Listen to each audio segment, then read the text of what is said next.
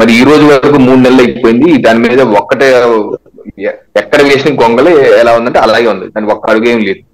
Okay, మళ్ళీ భార్య చెప్తారు ఆశీస్సులు ఉన్నాయంటారు. వచ్చేసిందని చెప్పేది వాళ్ళే, ఆశీస్సులు అని చెప్పేది వారే. సో దానివల్ల ఏంటంటే వారి స్థాయి వాళ్ళని తగ్గించుకుంటూ తప్పితే వేరేదేం లేదు. మొన్న ప్రెస్ మీట్ లో కూడా ఏం చెప్పారు పవన్ కళ్యాణ్ గారు, మాకు ఆశీస్సులు బీజేపీ జనసేన టీడీపీ కూటమి ఆశీస్సులు ఉన్నాయని. ఆశీస్సులు అంటే ఏంటో నాకైతే అర్థం కాదు. చంద్రబాబు నాయుడు గారు ఏమంటారు, పవన్ కళ్యాణ్ గారు చెబుతున్నట్టు, ఇది పవన్ కళ్యాణ్ గారు చెబుతున్నట్టు ఒకవేళ భారతీయ జనతా పార్టీ వస్తే అప్పుడు మేము నిర్ణయించడం చేస్తాం. అంటే వారికి సంబంధం లేనట్టు చంద్రబాబు నాయుడు గారు, వారికి సంబంధం నాకు సంబంధం లేదు, నాకు అమిత్ షా గారి ఎందుకు వెళ్ళాలి లేదని మనకు తెలియదు అన్నట్టు ఉంది వ్యవహారం. సో ప్రేక్షకులందరూ చూస్తున్నారు ఈ యొక్క డ్రామాని. సో మేమైతే నేను ఇందాక చూపించాను స్పష్టమైనటువంటి తీర్మానం ఏది చేశాము, 170 స్థానాలు 25 పార్లమెంట్ స్థానాలు మేము ముందుకు వెళ్తున్నాం. ఏంటో మీకు ప్రేక్షకులకైతే ఆ సమయం వచ్చేది స్పష్టత ఇచ్చి ముందుకు వెళ్తాం. అలాగే ఇంకోటి కూడా ఒకసారి ఆలోచించండి, ఇప్పటికే తెలుగుదేశం జనసేన లిస్ట్ బయటకు వచ్చాక ఏ రకమైన డిస్టర్బెన్సెస్, నేను ఉంటుంది రూరల్ నియోజకవర్గం sir, Kakinada rural sir Sai గారు, రూరల్ నియోజకవర్గంలో పంత నానాజీ గారు పేరు అనౌన్స్ చేశారు.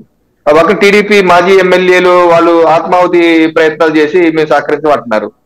అలాగే పక్కన ఇప్పుడు మీ డిబేట్కి వచ్చే ముందే పక్కన నియోజకవర్గం పిఠాపురం వర్మ గారు ప్రెస్ మీట్ పెట్టారు.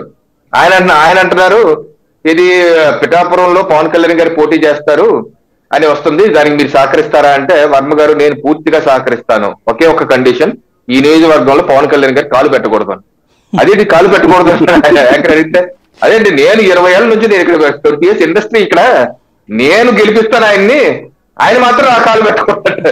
ఇదేంటి ఆయన పోటీ చేయొచ్చంట, నియోజకవర్గం కాలు పెట్టకూడదట. ఓ పక్కన ఆ పక్క నియోజకవర్గం జగ్గంపేట, ఆయనేమో జనసేన డెత్ అంటారు, స్ట్రైక్ అంటే డెత్ జనసేన, ఆయన కూర్చున్నాడు చచ్చేటి వరకు నేను దేశంలో చూస్తాను. అలాగే రాజమండ్రి రూరల్ చూసాం, మొన్నటి వరకు దుర్గేష్ అని చెప్పారు, దుర్గేష్ గారు ఏమో ఆయనే ప్రెస్ మీట్ పెట్టి ప్రెస్కి చెప్పారు నన్ను నిర్దవులు వెళ్ళమంటున్నారు, ఏం చేయాలి, అక్కడ మళ్ళీ పాదయాత్ర స్టార్ట్ అయిపోయింది జనసేన వాళ్ళు, ఇలా చేయడానికి వీల్లేదు. సో ఇన్ని డిస్టర్బెన్సెస్ మా యొక్క పార్లమెంట్, నేను వేరే పార్లమెంట్ చెప్పట్లేదు, నా కళ్ళ ముందు జరుగుతున్నాయే చెప్తున్నాను. ఇన్ని డిస్టర్బెన్స్ జనసేన, మీరు కొంతమంది ఆశ్చర్యపోతారు, నేను పొద్దున ఒక అలైన్మెంట్ నా కారు వీల్ అలైన్మెంట్ కి వెళ్తే ఒక అక్కడ నుంచుంటే ఒక అతను వచ్చేసాడు, వచ్చి ఆవేదన ఏంటంటే జన సైనికుడు ఆవేదన వ్యక్తం చేస్తున్నాడు. అంటే అందరూ నా పార్టీ గురించి చెప్పారు కాబట్టి నేను అందరి పార్టీల గురించి చెప్తున్నాను, ఆ స్వేచ్ఛ నాకు కూడా ఉన్నాను, ఏమన్నా చౌదరి గారు వీళ్ళందరూ ఆయన ఆవేదన వ్యక్తం చేస్తారు. ఇదేంటంటే మా నాయకుడు ఇలా చేస్తాడు ఏంటంటే అని చెప్పి చాలా చెప్పుకుంటూ వస్తే ఫైనల్ గా ఏమంటావు, మీ నాయకుడు మీరు చెప్పుకోండి అయ్యా, నాకు చెప్పుకుంటే వాళ్ళ బాధ ఏంటి, నేనే చెయ్యి మీకు ఆర్చగల్లా తీర్చగల్లా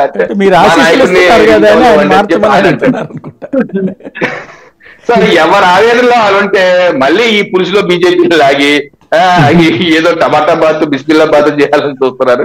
సో ఏదైనా సరే మా కేంద్ర నాయకత్వం చూసి అయితే అన్ని స్థానాలకి ప్రిపేర్ అవుతున్నాం, పొత్తులు ఎత్తులు అనేది ఫైనల్ గా కేంద్ర నాయకత్వం చూసుకుంటే సాయి గారు. Right, thank you very much అండి శ్రీధర్ గారు, రవికిరణ్ గారు, శ్రీనివాస్.